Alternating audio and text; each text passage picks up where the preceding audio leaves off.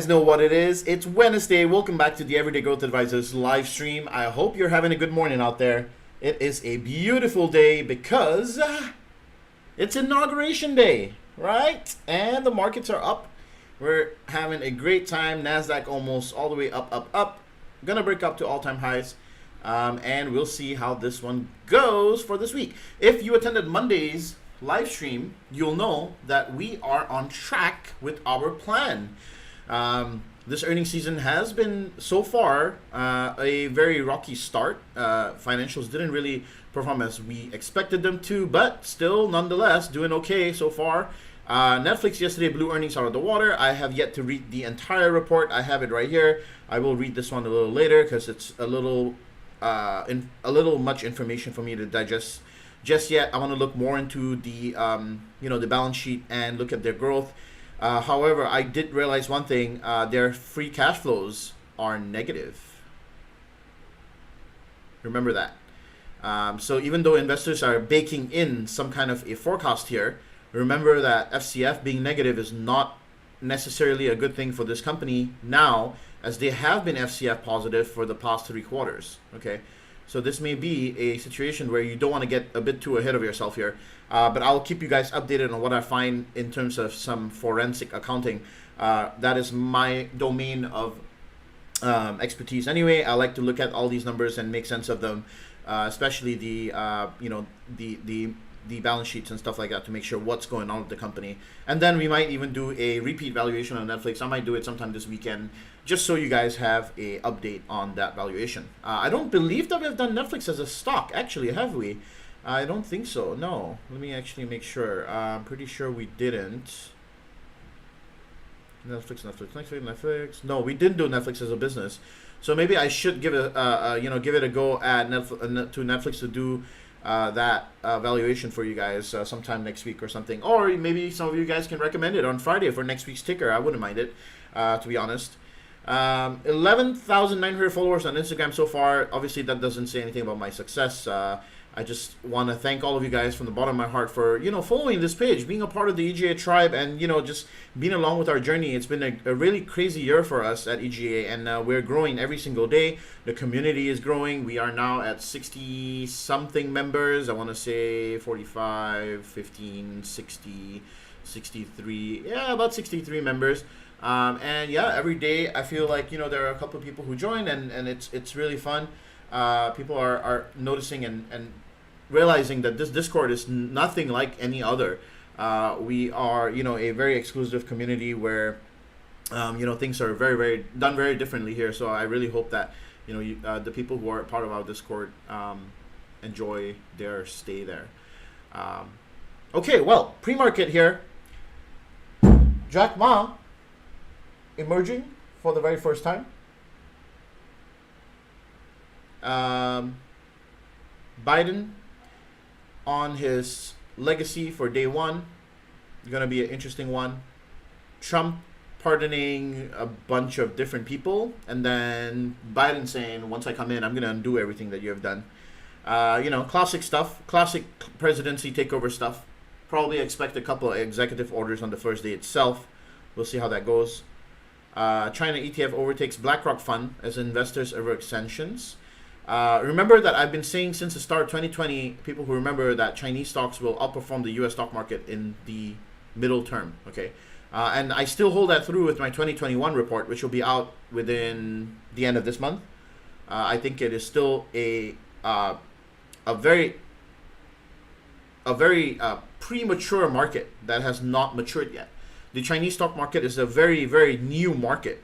Where majority of investors are barely noticing that it's even growing. Okay, and people will deny.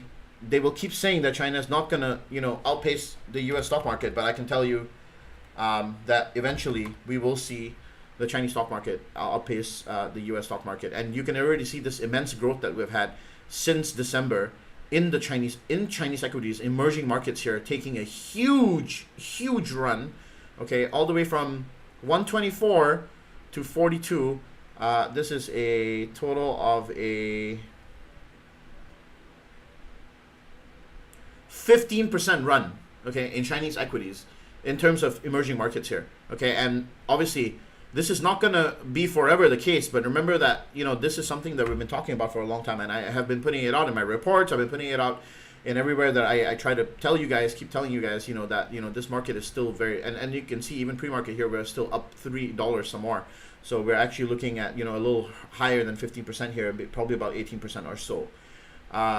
Futures are rising here. Yep, KWeb also moving. That's a good analysis there, Jacob.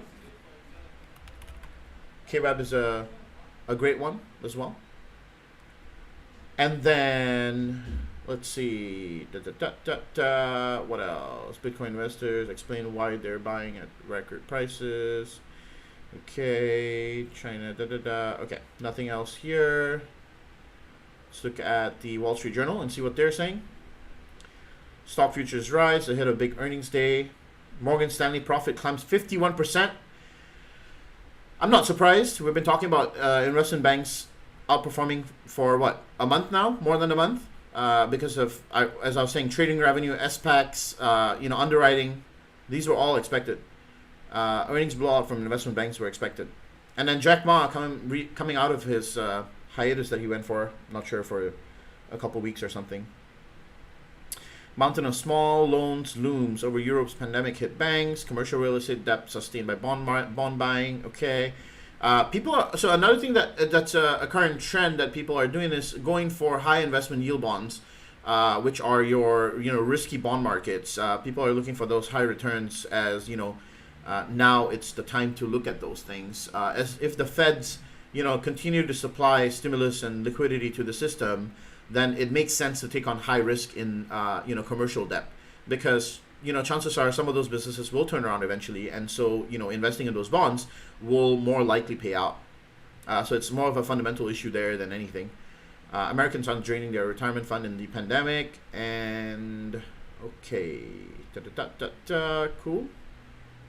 All right, really bullish news there, pretty much. Green pre-market. We've been waiting for this day for a while, huh? We haven't seen this kind of a green in a long time. So tech leading the way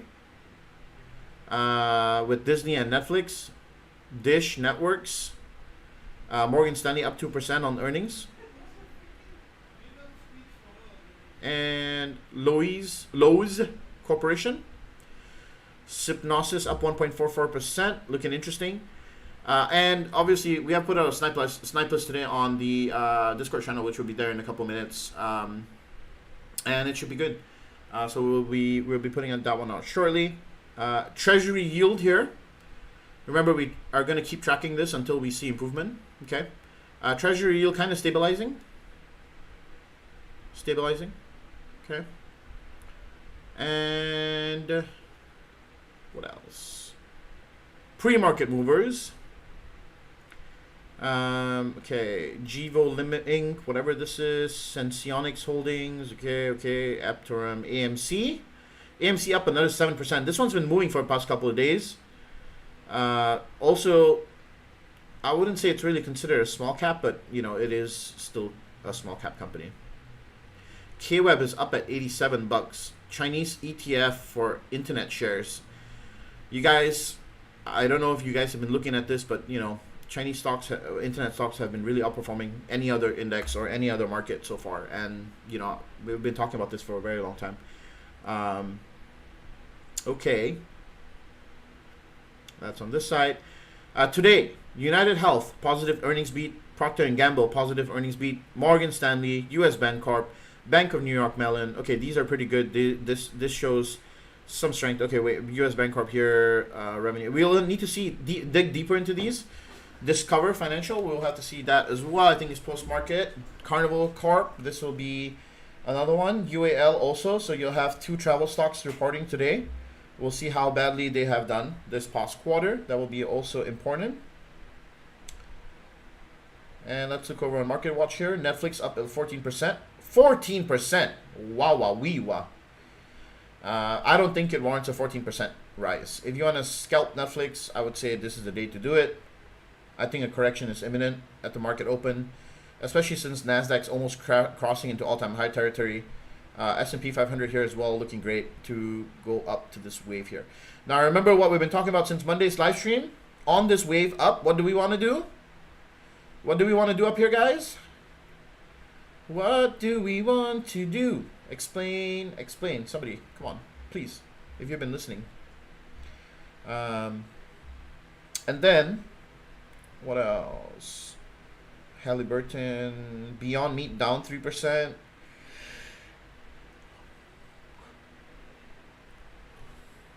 Hedge. We want to hedge. Yes, absolutely. So up here, while Nasdaq starts to pop, we want to hedge against these earnings that are ahead of next week. Okay. I think next week's earnings are going to change the way that things are going to go. I think it's going to change the tune of the way things are going to go.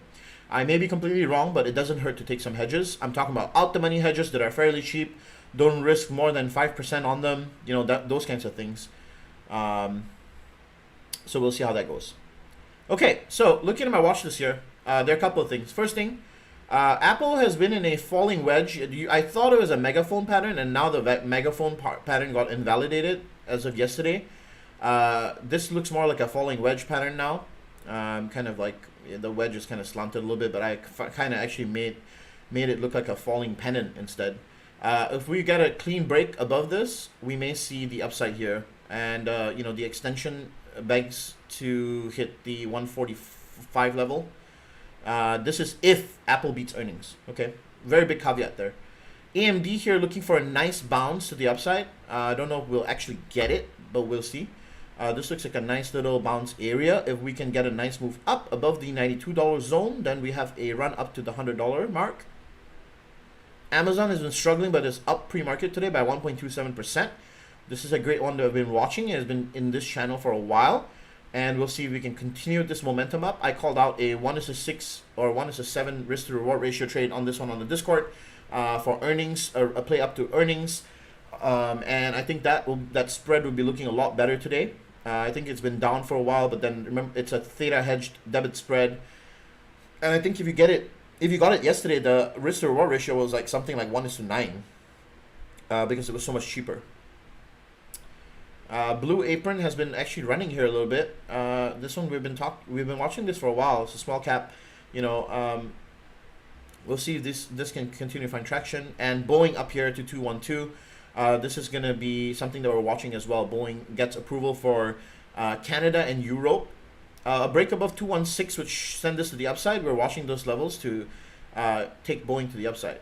Baba up to 268. Remember when I was telling you guys that this is too cheap, guys. It's too cheap. It's too cheap of a stock. It's too cheap of a stock, guys. It's too cheap. It's too cheap. It's too cheap. It's too cheap. It's too cheap. And now we're almost back to fair valuation. We're almost back to fair valuation at 280. Okay, what, $12 away. All right, so playing the run would have given you a nice upside. Now, personally, I didn't play the run because I was waiting for it to retrace, but it never gave me the retracement. So Baba has just taken a page out of you know, like Beyond and stuff like that. Okay, now BIDU is our stock ticker of the week. Now we've been following this one for a while, right? And so I want to kind of cover this one really quickly in 5 to 10 minutes. We'll look at other stuff in the meantime. Beyond down here, but remember one thing: Beyond's actually in a bull flag. Beyond is actually in a bull flag here. It being down 3% is actually just going down to test the bottom of the bull flag here at the 134 level. We may see a reversal back to the upside pretty soon if it can catch momentum still. Caterpillar is now breaching a head and shoulders pattern on the 1 hour. Pre-market's down below the neckline here, which is 192.93. We'll see if it can catch momentum to the downside. Playing this to the downside seems like a smart move if Biden doesn't mention infrastructure spending. But I do think that he will, and so maybe this might be a false breakout. CCIV, a stock that we've been following for a while on the Discord and on the live stream. I've been talking about this for a while. Rumors about merger with Lucid Motors. It's been in this nice uptrend channel, and today pre-market up about 2%. You know, I have 100 shares position in this one. It's up about $192 there on the 10K portfolio, and all of our positions here doing pretty nicely. We'll see how we open up today. Our Facebook position's almost back to break even, and Fastly also is going to probably open back to break even today. The 10K portfolio is doing, I mean, we ran into some problems the first 1.5 weeks, but I think now we're doing a lot better just by mitigating risk, taking positions smartly. That's the main aim about running this portfolio. We're going to run into problems, but how do you get out of them? That's the main thing. As a professional trader, you need to understand how to how to turn those negatives into positives. That is what you learn when you join the Discord community. You watch me trade on a daily basis. You understand what I'm doing. You understand the rationale behind it. We only take things based on a risk to reward ratio basis, the probability setups. I made a major mistake last week with taking one Tesla, two Tesla contract instead of one, things like that. Like, how do you get out of those situations? That's exactly what you're paying for when you join the Discord community. It's that guidance. It's the ability to see me trade on a daily basis and see how I get out of the sticky situations that I get myself into sometimes. Because let's face it, everybody's going to lose money at some point, right? But it's how you use that situation to get out of it. Chewy, also looking great. Has been in a bull flag as well. You can see that this is a nice little downtrend, and we've been seeing a nice little bull flag here. If we can break out of this bull flag, we'll be watching this today, by the way. This will be a nice run to the upside. We have an alert set here at 116, and our target's up here at 128. This may make a run. Clover Health. This is another SPAC. Want to bring this to your attention. Bill and Melinda Gates is investing in this one. Nothing crazy here. I might consider buying 100 shares and keeping them for a while. It's like a insurance company rolled in with data analytics for health insurance. And Costco here, breaching below our head and shoulders, which was previously there. We spoke about this. This is now extending to the downside. Possible targets here would be the 345 level. So you have a $10 downside on Costco there. All right. Cool. I'll kind of stop there. Yeah, there's a whole lot more on my watch list, but we'll stop right there, and then we can continue after we do the fundamental analysis of BABA here. So let me read some of these comments here. Good morning. How are you guys doing? What's up, Darren? How are you doing? Azusina, welcome in. What's up, Vida? Santosh, Felix, Jacob, Anders, Peter. Yes, Peter. Santosh again. Jared, what's up? Good morning, guys. 47 of you guys. Make sure you guys smash the like button today. I would really hope that we could get to 40 some in the live stream. Would be cool. What's up, Andrew? What's up, Vipul? How are you guys doing? Good morning. How are you? 51 of you. Come on, guys. Take a second out of your day and help me out here. Just smash the like button for once. Can we get to 50 likes? You think we can? Let's try to. What's up, Angelo, Big City Sound, and Aaron? Good morning, good afternoon, good evening, wherever you are. Welcome into the Everyday Growth Advisors live stream. Okay, so looking at BIDU here, okay, as a company itself, we have to realize something about this company. It's, initially its focus was a lot on being a search engine within China. Okay, and now its purpose is not shifting, but they are investing in other secular trends that I think will benefit them in significant tailwinds in the future. Now, one thing to note about a company that does internet search engine or does a lot of search related inquiries, they collect a lot of data. And when they collect a lot of data, they can build models out of things, just like Google. If they were to collect data, they could, you could, if you have all the inquiries that people make on the internet, you can actually tell a great deal about what people are looking for.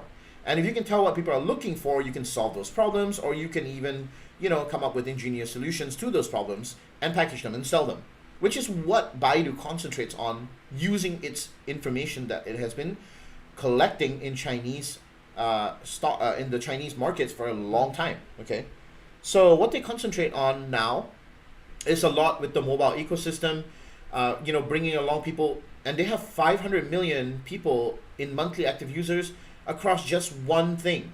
In total, their mobile monthly active users in a monthly basis is actually somewhere crazy like 1 trillion, almost 900 billion people using their services and platforms. Now that's a lot of search inquiries, that's a lot of data points, that's a lot of information collected. And when you put that together with a company whose sole purpose is to concentrate on AI and cloud computing and secular trends that concentrate on all those forward-looking developments, I think that's a very powerful company, right? That's a very powerful company. It's actually a shocking thing that the Chinese government hasn't, decided that they need to regulate them, which I think might be a significant headwind instead of a tailwind in the future. In finance, remember that we refer to headwinds as things that will cause friction. Okay, it's called headwind because, imagine like a airplane. This is my very beautiful airplane, by the way. If wind is blowing towards your face, this is considered a headwind. Okay, if wind is blowing towards your tail, that helps you fly better. We call this a tailwind. Okay, so headwind is usually a bad thing. Tailwind is usually a bad thing. Tailwind is usually a good thing. Good thing. What am I doing? Oh my goodness. Tailwind, good thing. Headwind, bad thing. Okay, so government intervention is more than likely to become a headwind. But then their use of AI and smart technology with data management is considered to be a tailwind. Okay. Not to mention they're in cloud AI and AI platforms. So BIDU partners with Postal Savings Bank, a top consumer bank in China, okay, with 40,000 branches, and they provide AI product as a service, which will be trained to provide better risk management by leveraging BIDU's AI capabilities such as big data and natural language processing. Okay, and then they have a national data hub center, which they partner with the Guiyang Economic and Technological Development to provide another platform. And so you can think of what they're doing is like building their own version of Amazon meets Google. Okay, that's the thing about Chinese companies. They don't just do one thing. They do a whole bunch of things. Okay. And Guangzhou powers with the city of Guangzhou. I used to actually stay in Guangzhou for 2 years, for many of you that don't know. Guangdong to provide smart transportation solutions to improve traffic efficiency, air pollution, and road safety. That's pretty awesome. And they're doing, okay, granted the first driverless test permit in Changsha. That's Changsha, never heard of that before. I wonder where Changsha is. And then ETE, remember this is the ticker of the week we were covering last week or the week before. Subscribers reached 104 million in September, and membership revenue up 7% year over year. Strengthens ETE's foundation to produce entertainment blockbuster originals. What is this? This is your Netflix and Disney of China, plus like the gaming aspect too. They do a bunch of different things. So ETE also a great company to own in this space, in my opinion. Undervalued. Sorry, not undervalued, but has significant headwinds in the short term, but I think this company has the ability to make it eventually. It's like a high risk, high reward play. This one's like, as we were talking, this company is on like a situation where it's like a last hurrah. It's a make it or break it situation with this one. But then they have the backing of BIDU, so it might actually be a net positive for them. So total revenues are up 1% year over year, about 4 billion. And revenue from BIDU Core is up about 2% year over year. From this is the Q3 earnings, by the way. Okay. In line, their cost of revenues decreased 22%, primarily due to decrease in content costs, traffic acquisition costs, and cost of goods sold, which also brought their selling general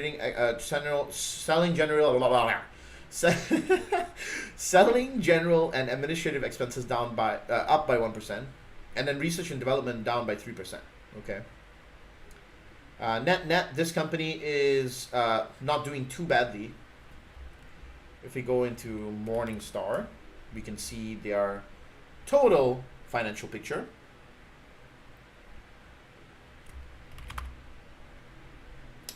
Right here. Have a look at their financials. You can see that even though they have negative net income and operating income, their revenues are up year over year for the past 3 years. Their return on equity and return on invested capital are all in a positive region. Their quick and current ratios are stable, which means they have more than insufficient assets to cover liabilities. and their debt to equity ratio are at a comfortable 0.44%. Now, this is interest coverage ratio is not at 3 times, but it's still not an issue because the amount of debt that they take on is not too much.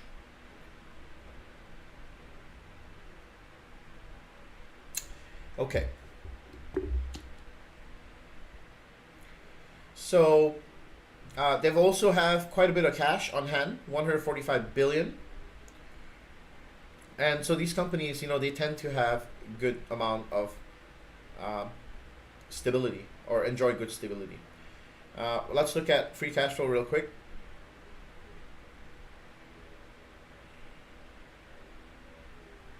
So trailing 12 months, operational cash flows have been actually doing sustainably well. You can see that operational cash flow has been increasing with the exception of 2019.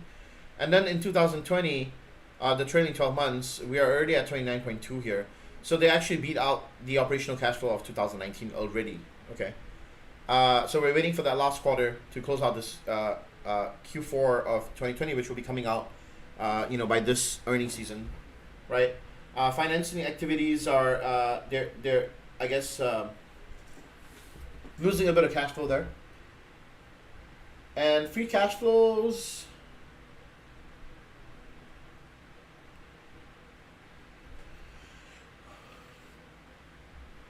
are. Oh, let me actually have a look at it through here.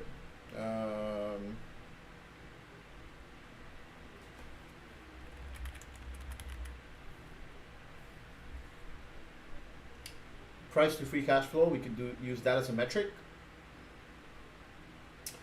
So price to free cash flow metric, wow, pretty high. So FCF here must be negative. That's the reason why this has gone into a, no, it can't be negative actually. Hold up, maybe they haven't put those numbers up. We'll have a look at this on a separate time.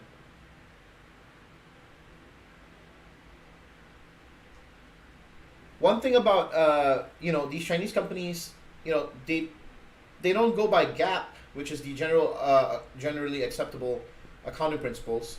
A majority of them do creative accounting just like Tesla does. And it's funny how people always compare Chinese stocks and they say, oh, I don't trust your balance sheet and yada, yada, yada. Have you guys ever tried to look at Tesla's balance sheet and look at the amount of creative accounting that they do just to fudge their numbers? It's ridiculous, okay? So before you point the finger at somebody else, you should look in your own backyard. I'm just saying, as a person who is non-biased, who trades both markets, people on both sides of the fence fudge their balance sheets. It's something that happens. Fudging is a common process. It's what we call creative accounting. It's when we don't follow GAAP, but we follow our own accounting standards that allow us to report positive numbers, okay? So everyone does it. Don't just point at Chinese companies. Chinese companies do it. American companies do it. Everybody does it, all right? It's just one of the things. You wouldn't want to put out an investor relation document that is for your shareholders and put there, we made a 50% loss, right? No, you would try to mitigate that number as much as possible. And you can do that through creative accounting, okay? Fortunately for BIDU, they don't fudge the numbers too much, okay? Now, also, reading the yearly report on this is important. After reading the yearly report here, the main things that were standing out to me were the quantitative disclosures about market risk, where the company was mostly talking about exchange rates, so exchange risk, and then also that was pretty much one of the only things that I looked at that were worth looking at, and then also the management discussions, which were where is it?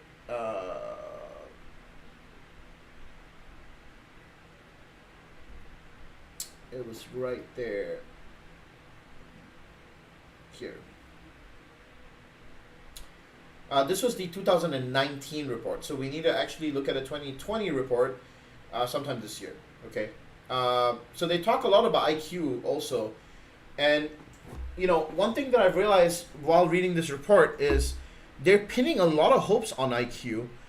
They actually think that, because I think one of the things is Baidu's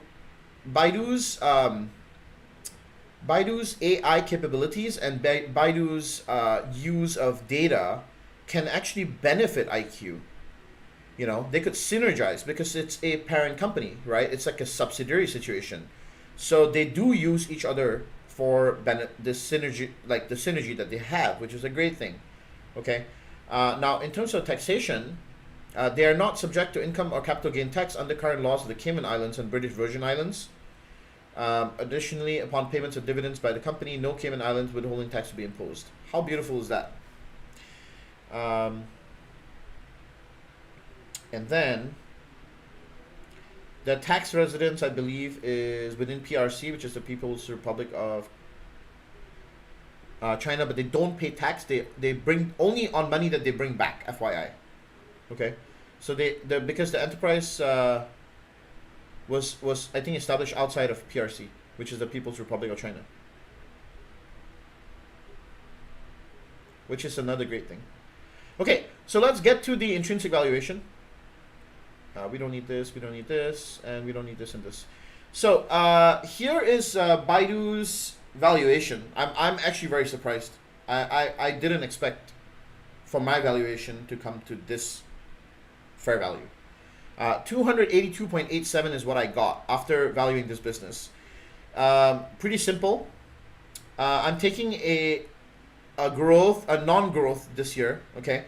Since revenues are very close to like 1% growth or 2% growth, I'm taking, in fact, a minus 0.4 loss here, okay, as a forecast. If they grow, this number gets higher, okay? Just take that into account, okay? It won't grow up by much higher, maybe like $5, all right? Like $4 or $5, all right? So add $4 to $5 to the fair value if they actually beat revenue expectations this year. I'm going to take it as though they didn't grow revenue this year because of COVID, okay? And they're right as of Q3, their revenues are only up by 1%. So if Q4 doesn't go as well as they expected, then I'm just going to say they're flat, okay? Now, next year, as COVID improves and China reopens up, we see, I mean, when I'm talking about this year, when I say next year, I mean this year.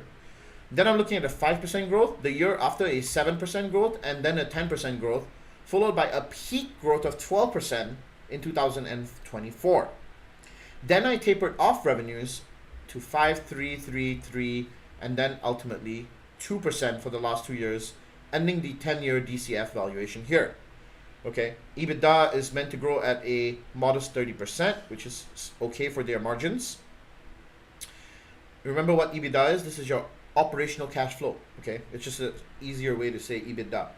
Okay, and CapEx here at 6.8% across the board, which means the capital expenditures, what they spend on, you know, property, plant, equipment, anything of that nature, right?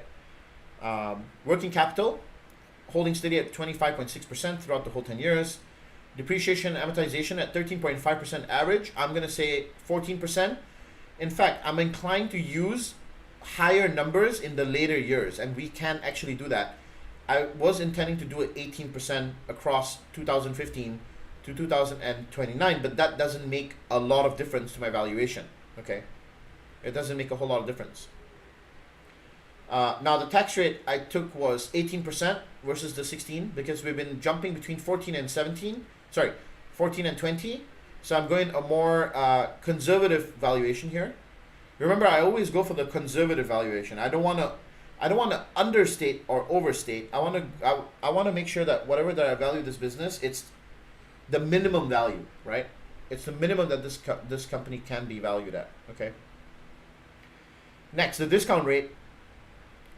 The discount rate here at between 9.5 to 10.5. That's the discount rate that I went with. And I personally think that this is a fair discount rate for a business of this kind.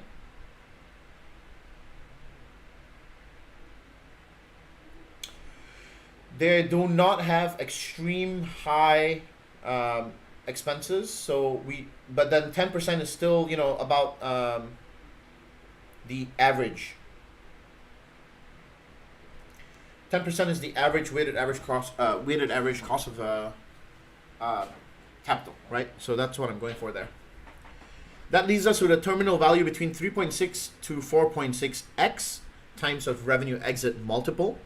And that gives us our fair value at 284.32. BIDU. I put it right here. It's actually 282, but because I changed capex, remember? No, depreciation amortization. So capex goes up because those final values there, right? Also, I'm inclined to believe that if a smart thing that BIDU would want to do is bring this depreciation of their assets into the future, into the current present times, right? So if these depreciation values go up, remember, companies can opt to do different types of depreciation, right? You have a double declining balance, you have a straight line method, right? There are many different ways you can do your depreciation, and at the end of the day, you still pay the same amount of depreciation on your assets, but it's when do you retire those values? Majority of companies, if you're a company that relies on cash flow, then you want to defer the depreciation as long as you can, right? But then if you're a company that like BIDU, a big company with lots of cash, you can afford, you would rather defer those depreciation values upfront and then enjoy the length of the asset with a double declining balance kind of a scenario. So looking at it both ways may be beneficial. It depends on what method their financial team goes with. So the valuation of this business at $284 presents a 13% upside here, which means this company is actually within our range of striking distance to invest in. However, do we buy it up here? Do we buy it right now? Do we, guys?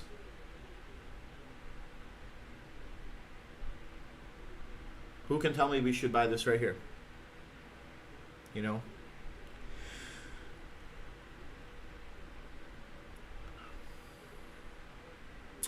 Personally, I think you should wait for a corrective wave down. I think that you will get a corrective wave down.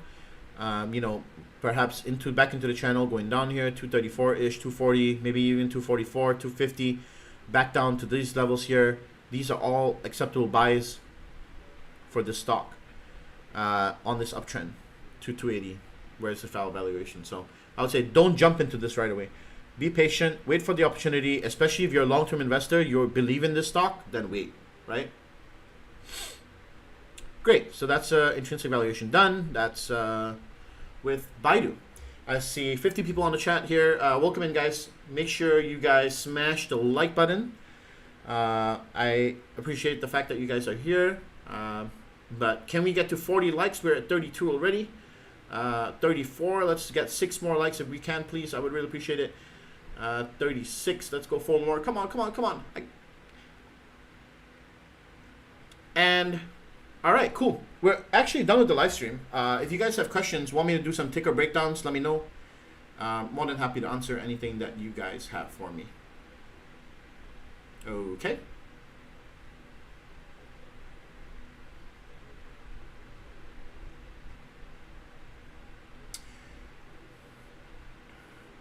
Facebook up here at 267. Our contract's almost going to be in the money there. We took some contracts on these 270s. So there are, we were playing Facebook for the earnings run up, and this is actually going to be really nice here. We have a February contract and a January contract here. So that one's looking great. We'll also look at Fastly real quick and see how that one's performing. Fastly up at 97.82, also looking awesome. FB call sell open or stop loss move up? Definitely stop loss move up. Do not leave money on the table. It just started running. So you remember that irrational exuberance will probably head up even further higher. Fastly though, I'm inclined to take some profits on it. I think that we will be probably in the profits on Fastly. We'll see if we can get a push up and get out right at the market open there. FB should do a corrective wave. I agree, yes. So set your stop losses on Facebook when we get the chance. This is also the resistance here, remember? What do you think of a possible earnings play for Apple? Absolutely. I think it's highly possible. It's already up about, what, 80 cents pre-market. I think Apple will run. It's just a matter of time, especially if it breaks out here. I'm inclined to take some $130 calls for Apple. That would be a good play for earnings run up for January 29th.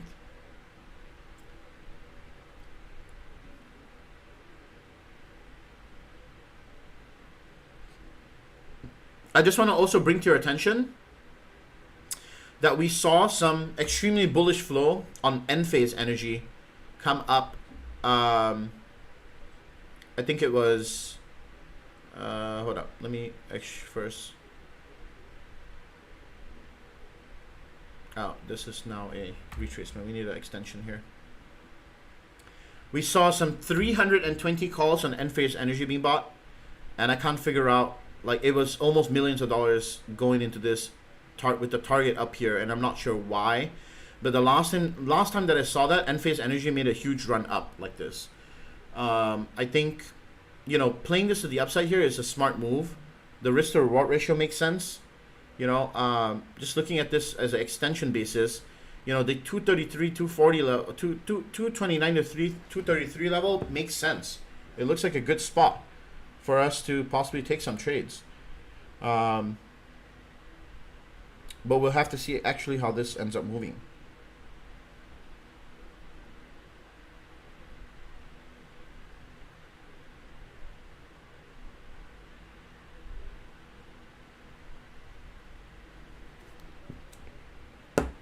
Played Netflix long, straddle for earnings, 502.5, expiry 122. Definitely close out at open. Yes, take your profits and run, man.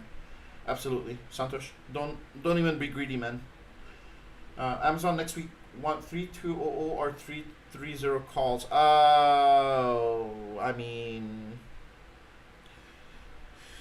yeah, if you want. But I'm going to tell you it's a risky play. I would rather you do the debit spread. You don't need to do the debit spread that I called out. You could do a different kind of debit spread. Look at what's available to you, man. You don't really want to risk so much on Amazon. You know, like, I know it's like it can make a huge run. It's already made a huge run, 40 some dollars pre-market. But then, like, remember one thing. When you're trading a stock that's of such a high value, why do you want to put like thousands of dollars down when you can use, you know, a debit spread to take advantage of the situation, right? Why do you want to do that? What is a debit spread you call on Amazon? That was in the Discord community. I mean, okay, sure, I'll show you guys. So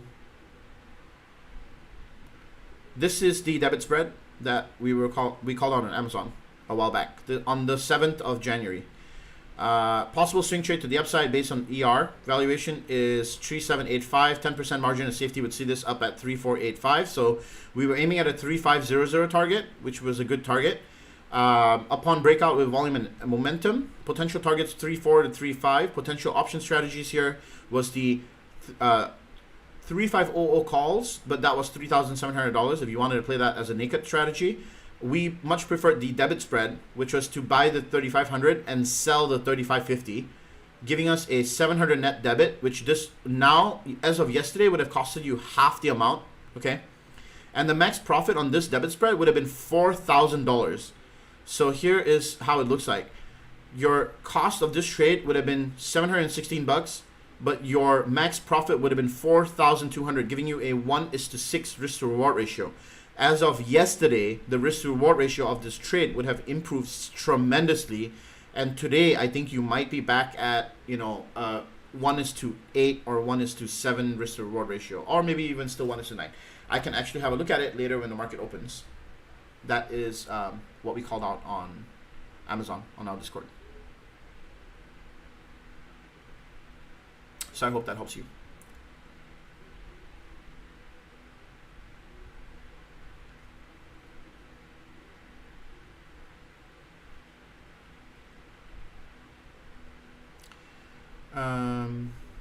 No problem.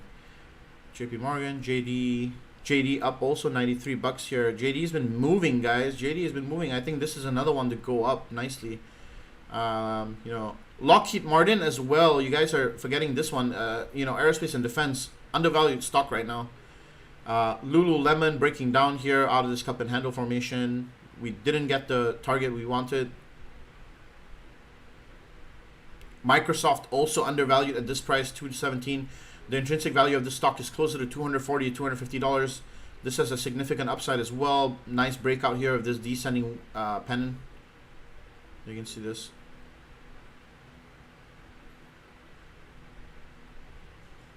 Micron, another one that you guys are missing. Cyclical stock, does DRAM. amazing to play as a semiconductor, but I would wait for a wave down before getting to this one. NEE, everybody's favorite. This is a stock that is a defensive stock. If you want to play this when we get defensive, we'll be looking at this one to play. Netflix not even on the same crazy, like it just went crazy. NEO, also looking for a bounce play at some point. We're looking at this bull flag.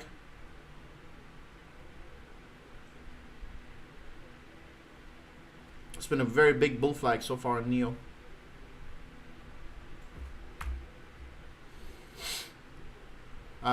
Also sold, I sold some puts on NNOX here. Nano X Imaging, this one right here. I sold $50 puts on this one. Got a premium of $11. Amazing premium on such a return on investment. That trade's already up 44 bucks as of yesterday, market close. That was a good one. 19 February, $50 put, gave me 11 bucks on this one. $50 here looks like a great demand zone, so I'm confident that we will stay above it.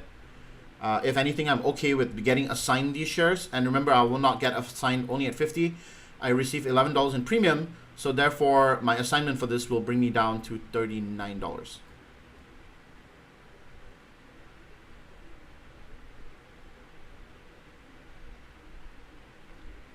Which means that I actually bought the shares right here, if I get assigned, which is way below where I expect the price to come down to.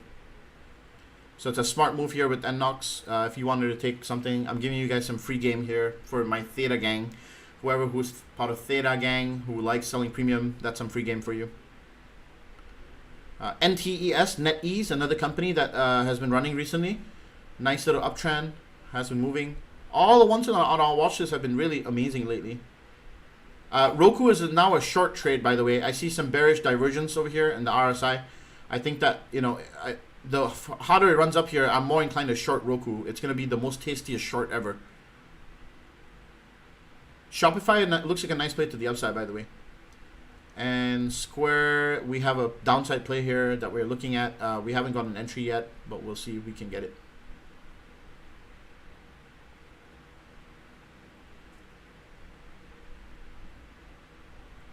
Where's Tencent?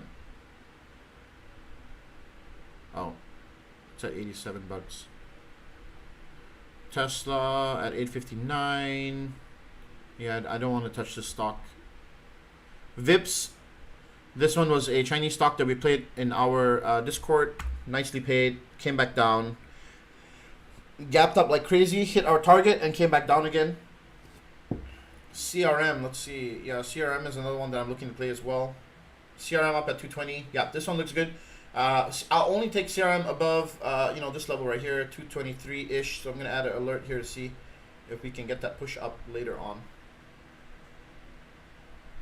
I'm late, but I smashed the like and about to rewatch. Thank you, Cameron. Appreciate that, man. Can we get to 50 likes today, guys? We need 7 more likes. Can we do it? Can we do it, guys? 50? 50? Yes? 50? Please? Yes? Or not? Looks like CRM. Okay.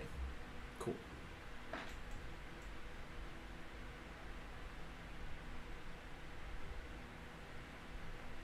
I wanted to sell some puts on Fubo, but then I don't really like the way the stock is performing right now. And honestly, the premium wasn't that tasty. Not as tasty as NNOX. NNOX was really tasty premium. And this is my second time selling puts on NNOX there. So we'll see how that one goes. Excellent. Okay, well, if we have no more questions here, I appreciate all you guys tuning into the live stream. Once again, come back on Friday. We'll do another pre-market breakdown for you guys. I hope you guys enjoy your time when you come here, and I hope that I provide some insight for you guys to, you know, go on this journey with us. Remember that if you are interested in joining the Discord community, the link to join is in the chat. I've pinned it as a post, it's something that you know, you should take time to review. Go to our website and have a look at it, because, you know, our Discord community is full of all kinds of value. If you haven't already checked it out, I highly recommend you to check out our website, what we offer, the things that we do for you guys on a daily basis. The value of this Discord community is immense, and there is nothing like it on anywhere. I can guarantee you that there's nothing like it, because we offer live trading sessions that you can watch play by play exactly what I'm doing from start to finish, the whole thought process. None of those signals. We don't do signals, guys. These are not signals here. When we point these out over here, they're not signals. They're more like you already know what's going on, and you know, I give updates for everything. We have smart flow that's very different from the rest, and yeah, I think the value is absolute. So if you're interested, go sign up. We'll see you on the trading floor. If not, I'll see you on Friday, and keep coming back to the live stream, because this is where it's all at.